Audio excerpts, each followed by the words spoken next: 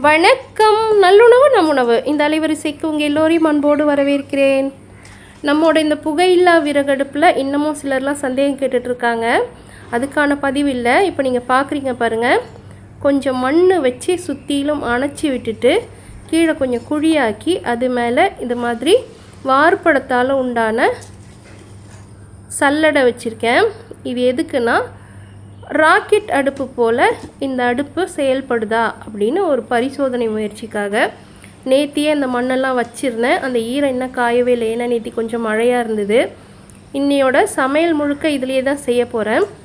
எதுக்காக ராக்கெட் அடுப்பு மாதிரி இது வேலை செய்தா அப்படின்னு பார்க்க போகிறேன் அப்படின்னா, நான் ஏற்கனவே மண்ணால் கட்டியிருந்தேன் பாருங்கள். அந்த அடுப்புலையுமே நான் இந்த மாதிரி தான் முதல்ல வச்சுருந்தேன். தீ என்னாகும், அப்பப்போ அணைஞ்சி போயிடும். அது எதனால் அப்படின்னு எனக்கு ஒரு சந்தேகம் இருந்துகிட்டே இருந்தது. சரி, நம்ம இந்த அடுப்புலையும் அந்த பரிசோதனை செஞ்சு பார்ப்போம் அப்படின்னு தோணுச்சு. அதனால தான் மண்ணால் லேசாக அணைச்ச மாதிரி வச்சுட்டு ஒரு குழி ஒன்று வச்சுட்டு அது மேலே சல்லடை வச்சுருக்கேன். எதுக்குன்னா, அடுப்பெரியிற சாம்பல் கீழே கொட்டிடும். அந்த கீழேருந்து காற்று கிடச்சி இந்த விறகு நல்லா எரியுதா பார்ப்போம் அப்படின்னு. மண் அடுப்புலையுமே இந்த பரிசோதனை செஞ்சு பார்த்தப்போ அது வேகமாக எரியல, கொஞ்சம் மெதுவாக நிதானமாக தான் எரிஞ்சுது. அதுக்கப்புறம் என்ன பண்ணேன், மண் அடுப்பில் கீழே வச்சுருந்த சல்லடை எல்லாத்தையுமே மண்ணை போட்டு நிரவி கொஞ்சம் மேடும் தூக்குனதுக்கப்புறம் பார்த்திங்கன்னா வெறும் தரையாக வச்சுருந்தேன் பாருங்கள். அந்த தரையில் விறகு வச்சு எரிக்கும் போது நல்லா மடமடன்னு எரிஞ்சுது. இப்போ பாருங்கள், என் கையில் ஒரு ப்ளோயர் காற்று ஊதுறதுக்காக ஒன்று வாங்கி வச்சுருக்கேன். இந்த பக்கம் புகஞ்சிக்கிட்டே இருக்குது பாருங்கள். சரியாக எரியல. இந்த சல்லடை மேலே நம்ம விறகு வச்சாக்கா சரியாக எரியல. இந்த ப்ளோயரை வச்சு ஊதிட்டு தான் இப்போ இந்த அடுப்பு கொஞ்சம் எரிஞ்சிட்ருக்கு. தீ ரொம்ப நல்லா தகதகதகன் எரிய மாட்டேங்குது. கீழே சல்லடை இருந்ததுன்னா தீ தகதகதகன் எரியவே மாட்டேங்குது. ராக்கெட் அடுப்பு பயங்கரமாக எரியும், அடியிலேருந்து காற்று போய் மேலே இருக்கக்கூடிய விறகு எல்லாத்தையும் பயங்கரமாக எரிக்கும், உங்களுக்கு சாம்பல் மட்டும்தான் மிஞ்சும், கறியெலாம் எதுவுமே இருக்காது அப்படின்லாம் சொல்கிறாங்க இல்லைங்களா. அது உண்மையா அப்படிங்கிறத இந்த அடுப்புலையும் ஒரு பரிசோதனை பண்ணி பார்க்கலாம். இது வெற்றியா தோல்வியா அப்படிங்கிறது தான் இந்த பதிவு முழுக்கவே பார்க்க போகிறோம். இந்த பதிவை பார்க்குறவங்க கொஞ்சம் பொறுமையாக பாருங்கள். கடைசியில் என்னுடைய முடிவு என்ன அப்படிங்கிறத நான் சொல்கிறேன். ரெண்டு அடுப்புலையுமே பாருங்கள், தீயே தெரியல சுத்தமாக. இந்த பாத்திரம் உட்காந்துருக்குல்ல, அந்த மேல் விட்டத்தில் அந்த அடுப்போட வாயில் இப்போ நல்ல விறகு எரிஞ்சுது அப்படின்னாக்கா மேலெல்லாம் தீ தெரியும். அது தெரியவே இல்லை பாருங்கள். இப்போ எடுக்கிறேன் நான் பாத்திரத்தை எடுத்ததுக்கப்புறம் பாருங்கள், மெதுவாக தான் இந்த அடுப்பு எரியுது. ரொம்ப மெதுவாக சீராக எரியுது. ஒரு சில நேரம் என்ன ஆகுது, நின்று போயிடுது. எப்போ அப்படின்னாக்கா, விறகை நம்ம ஒன்றோட ஒன்று சேர்ந்த மாதிரி வைக்காமல் தள்ளாமல் வச்சுருந்தோம் அப்படின்னாக்கா கொஞ்ச நேரம் எரிஞ்சிட்டு அணைஞ்சி போயிடுது. அதுக்கப்புறம் மீண்டும் அந்த ப்ளோயர் போட்டால் மட்டும்தான் திரும்பவும் கொஞ்சம் தீ பிடிச்சி எரியுது. அதுவும் அந்த விறகோட நுனியில் மட்டும்தான் எரியுது. பொதுவாக நம்ம தரையில் அல்லது விறகு அடுப்பு மண் அடுப்பு இருக்கும் பாருங்கள், அதில் நம்ம பற்ற வைக்கும்போது என்னாகும், விறகு தகதகன்னு எரியும், தீ நல்லா பரவலாக படும். இங்கே பாருங்கள், இப்போ நான் ப்ளோயர் போடுறேன்னா இப்போ எப்படி எரியுது பாருங்கள். இது போல் ப்ளோயர் போடாத இந்த பகுதியில் பாருங்கள் எரியல பாருங்கள். இது போல் எரியல, ப்ளோயர் போட்டது போல் எரியல. அந்த நுனியில் மட்டுமே விறகு எரியுது. அதுவும் அந்த பக்கம் காற்று இழுக்குதில்ல, அந்த பக்கத்துக்கு கொஞ்சமாக இழுத்துருது. ஆனால் ப்ளோயர் போடும் பொழுது நல்லாவே நமக்கு எரியுது. நமக்கு வேகமாக எரிய வைக்கணும் அப்படின்னா நம்ம ப்ளோயர் போட்டுக்கணும். அதுக்கு இங்கே பார்த்தீங்கல்ல, அது மாதிரி ஒரு குழாயை நம்ம முதல்லையே பதிச்சு வச்சுட்டு இன்னும் கொஞ்சம் உயரமாக மேடு, இந்த விறகு எல்லாமே அடுப்போட மட்டத்தில் அங்கேருந்து அப்படியே சரிவாக உள்ளே கொண்டு போகிற மாதிரி வச்சுட்டு அந்த குழாய் வச்சுட்டு அதுக்கப்புறம் ப்ளோயர் போடணும். ப்ளோயர் உள்ள ப்ளோயருக்கான குழாயை நம்ம உள்ளேயே பதிச்சுட்டு நம்ம செய்யணும். செஞ்சோம் அப்படின்னாக்கா தேவையாக இருக்கும்பொழுது, அதாவது எப்போல்லாம் தீ அதிகம் தேவைப்படுதோ அடுப்பில், அப்போது அந்த ப்ளோயரை போட்டு வேக வேகமாக எரிய வச்சுக்கலாம். இல்லைன்னா இது மாதிரி மெதுவாக பொறுமையாக அந்த விறகின் நுனியில் மட்டுமே தீ மெதுவாக எரியுது. இன்றைக்கி சமையல் பார்த்திங்கன்னா கொஞ்சம் நேரம் ஆயிடுச்சு எனக்கு செய்யும் பொழுதே.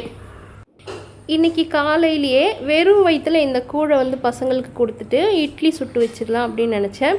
ஆனால் இந்த அடுப்பின் முயற்சியில் இறங்குனதில் அந்த வேலை ஓடலை, அப்படியே நின்று போச்சு. நானும் மறதி ஆகிட்டேன். அதுக்கப்புறம் அவங்களும் கிளம்பிட்டாங்க. சரின்னு வெறும் இந்த கூழ் மட்டும் ஆளுக்கு ஒரு கோப்பை குடிச்சிட்டு, நேத்தியோட பிரியாணி கொஞ்சம் மிச்சம் இருந்தது, அதையும் சூடு பண்ணி சாப்பிட்டுட்டு அவங்க கிளம்பிட்டாங்க. இதெல்லாம் முடிச்சுட்டு பொறுமையாக தான் இந்த அடுப்பு வேலையை நான் செஞ்சேன். ஏன்னா இது நம்ம புதுசாக ஒரு முயற்சி செய்கிறோம், இந்த ப்ளோயர் செட்டப்லாம் பண்ணி புதுசாக ஒரு முயற்சி செய்கிறோம். அப்படிங்கிறதுனால எது ஒன்றுமே ஆராய்ச்சி பண்ணி பார்த்தா தானே நம்ம வந்து அதுலேருந்து ஒரு முடிவு எடுக்க முடியும். இத்தனை நாளாக சமைக்கும் பொழுது துவையல் அரைச்சிட்டேன் பாருங்கள். இத்தனை நாளாக சமைக்கும் பொழுது இது என்ன பண்ணலாம், எப்படி பண்ணலான்னு அந்த சிந்தனை வந்து அது முழுக்க வந்து இந்த அடுப்பில் வந்து சமைக்கும் பொழுதும் ஓடிக்கிட்டே இருந்தது. ஏன்னா விறகு அதிகம் வாங்குச்சு. நம்ம சாதாரணமாக வைக்கிறோம் பார்த்திங்களா, அந்த மாதிரி வைக்கும்போது விறகு அதிகம் வாங்குச்சு. அதனால் ஒரு முயற்சியாக சரி இதையும் செஞ்சு பார்த்துருவோம், இதில் எப்படி வந்து பலன் இருக்குது அப்படிங்கிறத பார்ப்போம் அப்படிங்கிறதுக்காக தான் இன்றைக்கி இதை செஞ்சேன். கூழெல்லாம் பசங்களுக்கு கொடுத்துட்டேன், அவங்களும் குடிச்சிட்டு கிளம்பிட்டாங்க. இப்போ தான் சாம்பார் வந்து தாளித்து விட்டுட்ருக்கேன். இப்போ பார்த்தீங்கன்னா அடுப்பு எரியறதே தெரியல. இந்த பக்கம் பாருங்கள், பருப்பை தூக்கி இந்தாண்ட வச்சுட்டு அந்த அடுப்பு மேலேயே வச்சு தான் அந்த பருப்பை நான் கடையிறேன். ஆனால் தீயே காணும் பாருங்கள். கொஞ்சம் முன்னாடி குறிப்பிட்டது போலவே இந்த தீ என்ன ஆகுதுன்னா அப்பப்போ அணைஞ்சி போயிடுது. அப்பப்போ நம்ம வந்து என்ன செய்ய வேண்டியது இருக்குது, இந்த ப்ளோயர் வச்சு ஊத வேண்டியிருக்கு. இது ஒரு பக்கம் இருந்தாலும் இப்போது நான் வந்து மட்டமாக இருந்ததில்ல, இதுக்கு முன்னாடி அந்த சல்லடை வைக்கிறதுக்கு முன்னாடி தரை வந்து படிமானமாக இருந்தது, அதில் விறகு வச்சுருந்தேன் இல்லையா, அந்த மாதிரி விறகு வச்சு எரிக்கும்போது என்ன ஆகும், தீ வந்து திமுன்னு எரியும். இந்த கதகதப்பு இருக்குது பாருங்கள், சுற்றிலும் அடுப்பை சுற்றிலும் இருக்கிற எல்லா இடத்துலையுமே கொஞ்சம் நல்லாவே சூடாக இருக்கும். ஆனால் அந்த சூடு இப்போ இல்லை. இங்கே பாருங்கள், நான் அந்த பருப்பை கடைஞ்சி மிளகாத்தூள்லாம் போடுறேன், ஆனால் கூட அதில் ஒரு கொதியே தெரியல. இப்போ நான் திரும்பவும் ஊதி விட்டதுக்கப்புறம் பாருங்கள், இப்போ கொஞ்சம் வந்து புகைய ஆரம்பிக்குது, புகைஞ்சிட்டு எரிய ஆரம்பிச்சிருச்சு. அதுக்குள்ளார நான் இந்த பக்கம் காய் வந்து வதக்கி எடுத்து இந்த பக்கம் போட்டுட்டு திரும்பவும் ப்ளோயர் போட்டு விட்டேன். ப்ளோயர் போட்டு கொஞ்ச நேரம் தான், அந்த ப்ளோயர் போடும் பொழுது கொஞ்சம் விறுவிறுன்னு எரியுது. அதுக்கப்புறம் திரும்பவும் இதே போல் மெதுவாகிடுது. ஆனாலும் இது வந்து மண் சட்டியில் வைக்கிறதுனால என்ன ஆகுதுனாக்கா, சட்டியில் உள்ள சூட்டுனால குழம்பு சீக்கிரமே ஆயிடுச்சு. இதுவே நம்ம வந்து அலுமினியமோ அல்லது சில்வர் பாத்திரத்துலேயோ வச்சுருந்தோம் அப்படின்னாக்கா இந்த அளவுக்கு சீக்கிரம் வந்து சாப்பாடு ஆயிருக்காது அப்படிங்கிறது என்னோடய கருத்து. இதில் இன்னொரு நன்மை என்னென்னா, இப்போ நான் இந்த பாவக்காவை இங்கே வறுக்கிறேன் பாருங்கள். இதில் நான் வெறும் உப்பு, மிளகாத்தூள், எண்ணெய் மட்டும்தான் சேர்த்துருக்கேன். இதுவே நான் வந்து விறகை படிமானமாக போட்டு செஞ்சுருந்தேன் அப்படின்னாக்கா விறகை கொஞ்சம் நான் இழுத்து தீயை குறைச்சிருக்கணும். ஆனால் தீ குறைக்காமலே இது வந்து பக்குவமாக வந்து அப்படியே நம்ம வந்து கிண்டுற மாதிரி இருக்குது. இல்லைன்னா என்ன ஆகும்னாக்கா மடன்னு அந்த மிளகாத்தூள் எல்லாமே கரிஞ்ச மாதிரி ஆயிருக்கும். படிமானமாக எரியிற அந்த விறகுலேருந்து தீ ரொம்ப வரும். விறகு கொஞ்சம் வெளியில் இழுத்து லேசாக தீயை குறைச்சிட்டு அதுக்கப்புறம் தான் இதை நான் செஞ்சுருக்கணும். இதெல்லாம் நன்மை தான். ஆனால் விறகு வேகமாக எரியுதா அப்படின்னு கேட்டால் இல்லை. சமையலுக்கு கொஞ்சம் நேரம் கூடுதலாகவே ஆச்சு. வழக்கமாக 1 மணி நேரம் அல்லது 1.25 மணி நேரத்தில் சமைக்கக்கூடிய இந்த விறகு அடுப்பில் இன்றைக்கி ஒரு 1.25 மணி நேரம் அளவுக்கு கூடுதலாகவே ஆயிடுச்சு. இது போல் நம்ம வந்து சல்லடை வச்சுட்டு அதுக்கு மேலே விறகு வைக்கிறது எனக்கு வந்து உடன்பாடு இல்லை. ஏன்னு சொன்னால் இப்படி மெதுவாக எரிஞ்சுதுன்னா, இதுக்கு முன்னாடியே நான் மண் அடுப்புலேயே அது வந்து நான் அனுபவிச்சிருக்கேன். மெதுவாக எரிஞ்சுதுன்னா பிரியாணிலாம் செய்யும் பொழுது நமக்கு மடமடன் வேலையாகாது. ஒன்று நம்ம ப்ளோயர் செட்டப் எல்லாமே போட்டுட்டு முழுமையாக அதை செஞ்சு நம்ம செஞ்சோம் அப்படின்னாக்கா இது நமக்கு பலன் கொடுக்கும், கை கொடுக்கும். இருந்தாலும் அந்த ப்ளோயர் செட்டப்லாம் போட்டாலுமே இப்போ நான் ஒரு பலாக்கொட்டையை வந்து இந்த சூட்டில் போட்டு அப்படியே சுட்டு சாப்பிடணும் அப்படின்னா முடியாது. ஒரு சக்கரவள்ளி கிழங்கு சுட்டு சாப்பிடணும், மரவள்ளி கிழங்கு சுட்டு சாப்பிடணும் அப்படின்னாக்கா இந்த ப்ளோயர் செட்டப்பில் எதுவுமே முடியாது. சமைச்சது எல்லாமே உள்ளே கொண்டு வந்துட்டேன் பாருங்கள். இது எல்லாமே முடிச்சுட்டு பாலும் கூட அதே அடுப்பில் நான் காய்ச்சி எடுத்துட்டேன். பால் காய்ச்சறதுக்கு என்ன பண்ணேன், திரும்பவும் லேசாக ப்ளோயரை போட்டு வேகமாக அதை எரிய விட்டு அதுக்கப்புறம் தான் காய்ச்சி முடித்தேன். இந்த 4 சமையல் செய்கிறதுக்கு 2 பக்கம் அடுப்பு பற்ற வச்சுருந்தேன் இல்லையா, அதில் எவ்வளோ விறகு வந்து எரிஞ்சிருக்கு அப்படின்னு பாருங்கள். இந்த பக்கம் 3 கட்டை வச்சுருந்தேன், அந்த பக்கம் வந்து ஒரு 2-2.5 கட்டை, அது வந்து கணக்கிலே சேர்க்க முடியாது, ஒரு சின்ன கட்டை தான் மெலிசாக இருந்தது தான் வச்சுருந்தேன். அதில் பாதிக்கு பாதி அப்படியே மிச்சம் இருக்குது.